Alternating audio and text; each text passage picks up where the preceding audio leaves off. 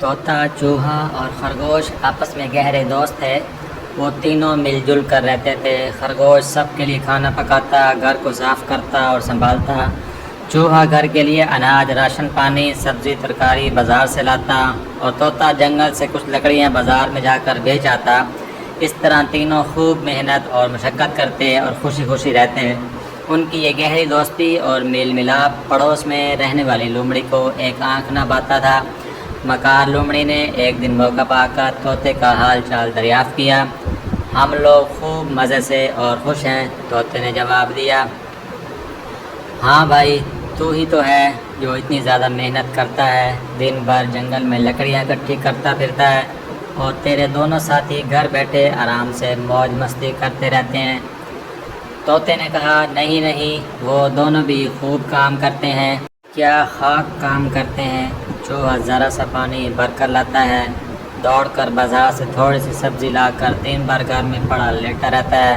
خرگوش صبح اور شام روٹی پکا لیتا ہے اور دن بھر چوہے کے ساتھ مل کر گپ ہانکتا رہتا ہے۔ بس بیوقوف تو ہے طوطے بھائی، جو دن بھر مارا پھرتا رہتا ہے، جنگل سے لکڑیوں کا گٹھا بنا کر بازار لے جاتا ہے اور اسے بیچ کر پیسے لاتا ہے۔ تجھے تو پورا دن کام کرنا پڑتا ہے۔ لومڑی نے مکاری سے کام لیتے ہوئے طوطے کو اپنے جھانسے میں لینے کی کوشش کی۔ طوطا بولا، نہیں نہیں، ایسا ہرگز نہیں ہے۔ اچھا ٹھیک ہے، اتنا بول کر لومڑی اپنے راستے چلی گئی اور طوطا لکڑی لینے جنگل چلا گیا۔ اس کے دل میں خیال آیا کہ لومڑی صحیح کہہ رہی ہے، کام کاج تو میں جی زیادہ کرتا ہوں۔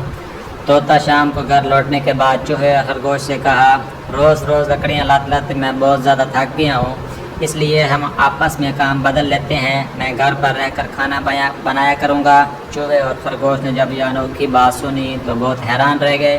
پہلے تو ان دونوں نے طوطے کو منانے کی کوشش کی، لیکن جب وہ نہ مانا تو پھر چوہے نے کہا، چلو ٹھیک ہے، میں ہی جنگل سے لکڑیاں لے آیا کروں گا۔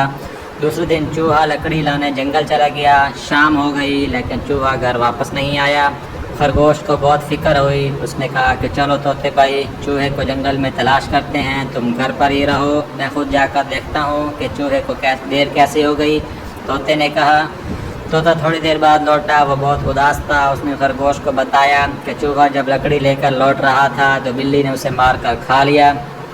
خرگوش کی آنکھوں میں آنسو تیرنے لگے۔ طوطا بھی رونے لگا کہ تین دوستوں میں سے ایک کی فضول میں مکار لومڑی کی بہکانے کی وجہ سے جان چلی گئی۔ سویرے اٹھ کر طوطا خرگوش کو لومڑی کی ساری باتیں بتا کر روتے ہوئے معافی مانگنے لگا اور کہا کہ اب ہم دونوں مل جل کر ہی رہیں گے، اور یہ وعدہ بھی کیا کہ وہ آئندہ کبھی بھی مکار لومڑی سے نہیں ملے گا۔